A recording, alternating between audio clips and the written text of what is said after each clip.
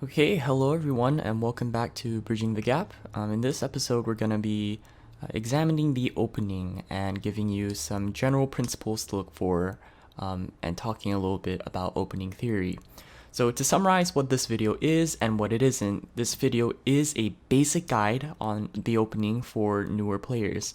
It is intended to give the most fundamental outline for traditional opening theory. And what this video isn't is it's not an in-depth look at different openings. We're not going to cover kind of special strategies like the Chinese Fusekis or the Kobayashi, and we won't cover the nuances of different corner moves and different enclosures. I think there are better videos on that out in the moment. In particular, I really enjoy Nick Sibicky's lectures on the opening, and so I'll have links to those videos down below in the description. So hopefully what this video will be is a good preparatory video to give you some of the most fundamental principles, and knowing those, you can then go and kind of explore the more specific details about the opening. Okay, so what is the opening? Well, the opening stage of the game might be called the stage where the players are staking claims to what they want. So you can imagine if a bunch of different people are going to grab land in a newly discovered territory, right? A brand new open continent without any people on it. You might imagine people would go and stake out claims that make it easier to consolidate their territory in the future. So according to traditional opening principles, we want to go for the corners, then the sides, and then the center last. So let me demonstrate why. This game is about making territory. I hope that's well established at this point. And it turns out it's actually the easiest to make territory in the order: the corner, the sides, and the center. So I have this quick demonstration just popped up on this board. And each of these points are surrounding, or each of these structures are surrounding 4 points of territory. And you'll notice that it only takes 5 stones in the corner to make 4 points. It takes an additional 3 stones, so this is 8 stones in the side to make 4 points. And then lastly, it takes 12 entire stones, 12 moves to make 4 points in the center. And so again, this all comes back to that original efficiency video I posted. It's a lot easier and it's a lot more efficient to make points in the corner than the center or the sides. So there are obviously times where you might want to aim for other points. These can be some special strategies, or if you're studying Takemiya style Cosmic Go, you might go for that super huge center. But traditional opening theory dictates you want to go for the corner, and then the sides, and then the center for this reason, because it's the most efficient way to make points. Okay, so here's an example I created. This is kind of really contrived, and it's way more peaceful than probably 80-90% of what you'll ever play, but it gives an example of a possible opening in which the players adhere to this principle of corner, then sides, then center. So black plays the corner, white plays the corner, black plays the corner, white plays the corner. Totally normal. Okay, black encloses his corner, so it's still a corner move. And then it's white's turn to play, and white can then also take a different corner. White plays this move, and I think an advantage this move has is, first of all, it is a corner move, so we're adhering to that initial principle. But then it's also disrupting, black kind of wants to build in the space on the right here. So this shimari, this enclosure on the upper right, is facing downwards. And this is something that's very important to note. So black's area of interest is on the right side of the board. Now, white doesn't have to play there immediately, but in this case, white decides to approach the corner while also breaking up that formation a little bit, and this is a perfectly playable move. Black decides to back off. I will say this is a little unusual, but it's playable. And then they play out this quick sequence to settle their corner. And so now that all the moves here are done, it's black's turn to play, and black now is free to play the biggest move. So remember, Sente and Gote, this is not a Sente move, right? It's not affecting black or putting him in danger in any way, and so black plays another open corner up in the top left. Okay, they play out another sequence, And this time, the sequence ends on black's turn, and so white has the initiative. White has Sente to go play somewhere else, and so white encloses the final corner. So at this point, the corners are very loosely settled, and so it's time to take the sides. Black takes this side. Strictly speaking, the largest part of the board is the top, but I think this is playable, and I had it like this to show that, again, black's enclosure on the top right is facing downwards, and so it's more efficient to make points this way than if black, played in an equivalent spacing move 3 stones away on the top side. And you can see it just feels flatter and more elongated than the move that was played, which makes this kind of fatter box, if you will, rather than a thin, long box. And so this is arguably a better move. I think if I were playing, maybe something like this going even further would be a better move on the top side, but that's a different game. I think this is playable. Okay, and so because now white can't play here, right? White decides to push in the corner once. It's arguable whether this is good or bad. Black decides to play out because now his corner is compromised, and if white plays, something like this, suddenly black's group feels a little cramped, and so black plays out, and then white encloses his corner again. So another corner move, not strictly speaking necessary, but again, just strict adherence to the principles. Black plays the top, white plays the top again, and then black defends his top formation. And so this is kind of the end of the opening. Everything is settled. There are no really large places to lay claim to anymore. And so going into the game further, it's white's turn. White might decide to try to invade something. White might try to attach and build up something in the center. And that is where you start moving into the middle game. Okay, so that's kind of a very peaceful example of what happens. But that's, not every game is going to be like this. And so we come to our second principle, which is urgent before big. You want to play the urgent moves before you play the big moves. And what urgent moves are plays that you need to play, or else you'll really be put in kind of a rough position. And so oftentimes in the opening, this will come in the form of groups being unsettled, groups being touched, or stones being touched or shoulder hitted, which is playing the diagonal off of an opponent's stone. And so in this example, we see an example here of corner sequences that should be played to completion. And so here, actually, that one's not a good example, but this one here, white plays here, black could play somewhere else, and in a special strategy, maybe black might try to play here, but you can see once white plays somewhere in the middle, this black group doesn't really have a base, and so it might be difficult to do something useful with these black stones.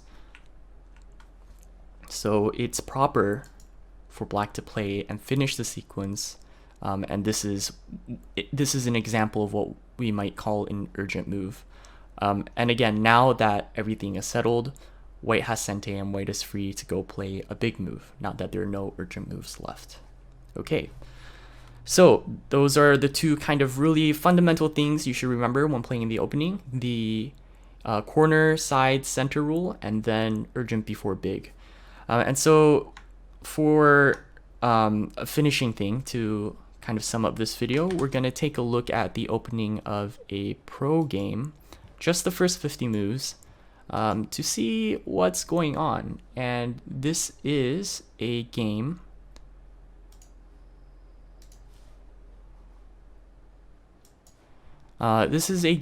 between Chochi-kun and Yamashiro Hiroshi. Chochi-kun's playing black, and this is, just to give a little background, it was played in 1985, and it's the winner's section final game of the 24th Judan match. Okay, so here's how it goes. Black plays this, white plays there, black plays there. So they play the corners first, pretty standard. Black approaches the corner, white attaches. So this is, first of all, just playing out a corner sequence. They're kind of finagling their way to get a settled positions. But also this is an urgent move, right? So it'd be really, really weird for black to play away. You know, imagine black plays like here, and then white plays this, you know, or this, and then suddenly black only has 2 liberties left, and black's in a really disadvantageous position on the top left, and probably is gonna get a less than stellar result coming out of it. So the question is, you know, was black's move here worth what white will get in the upper left? And that's questionable. It's hard to say that black will get a good result. Okay, so black responds. I'm not familiar with this sequence, but you can see, you know, stones are Atari, stones are touching. This one's threatening the cut here. So they play things out, and at this move, black doesn't need to play. You'll see this is a snapback first of all, but these 2 stones aren't worth that much in the opening. You know, why play 4 points when you can play like this, for example, and get more points than these stones are worth. And so black plays here to make sure his group is kind of out. And then now that everything's settled, right, white has the initiative again. White approaches the corner. Again, approaching the corner and at the same time kind of breaking up the formation that black is starting to build on the top side. Okay, they play out another quick thing. And here, white's not really in any danger. So there are some sequences. So this is something that will come with experience and study, but white is able to play away at this moment. So white takes another big move. Black plays another move in the corner. This is fine. A corner move. Now white's starting to look a little icky. White says, I can play here, but it's not urgent enough for me to play there because white thinks this is bigger. And so it looks like white's breaking the corner side center rule willy-nilly, but actually the reason why this is really nice is because, again, white has a wall here, white has kind of a wall here, and if you play in the middle, suddenly this entire left side is looking pretty good for white. And so white plays this as a pro. White has judged that this is a good result for him, even if his top right group kind of comes in their attack. So black plays again on the top right side, and now this is really urgent. You can see with one more move, these stones are completely enclosed, and it will be difficult for white to get a good result. So white plays a couple moves and takes the corner for himself. And you can see, even though white might be okay with this result, I don't know, you know, I haven't asked him. From my eyes, this looks really rough. By ignoring the moves here that you might arguably call urgent. So we're talking back here, this move and then this move for black. Black's gotten a sizable amount of territory here. These stones aren't completely dead, but they're looking pretty dead. And then black is looking also pretty good on the top side. And so the question is, you know, is all this worth what white got on the left side? And that's a question you have to ask yourself as you play your games. Okay, so black, now that everything's settled, takes the next big move on the side. So this is kind of supporting his corner in a way, not directly, you know, a close shimari, an enclosure, or, you know, there are obviously no free corners available, but black plays this move.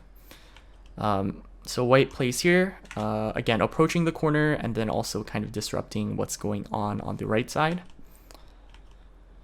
And then black plays this to protect his corner.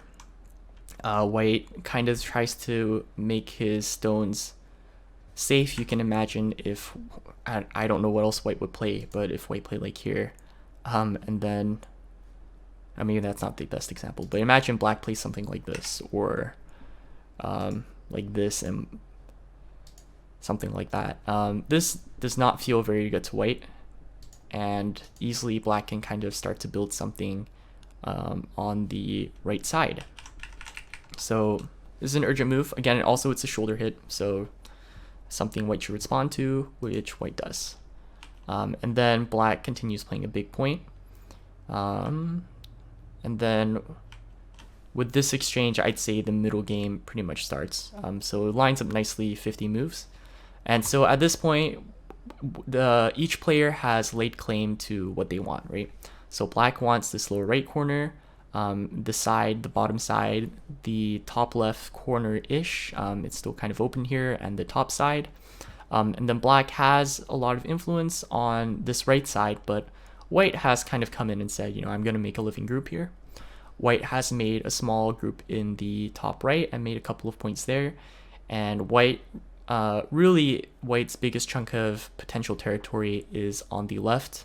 The bottom left corner is possible, but again, it's kind of open here, so black can come in. And the center is still up for grabs, but I think they're not really going to play for that in the strictest sense of the word in the opening, and now they're going to kind of fight and try to take away what territory they can from each other.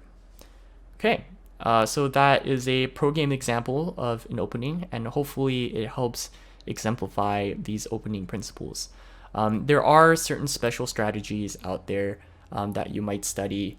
For example, the Chinese Fuseki deliberately breaks this the first proverb of corner side center to set up kind of a trap, and so the corner, one of the corners, is somewhat ignored for a while in most of the standard lines of play.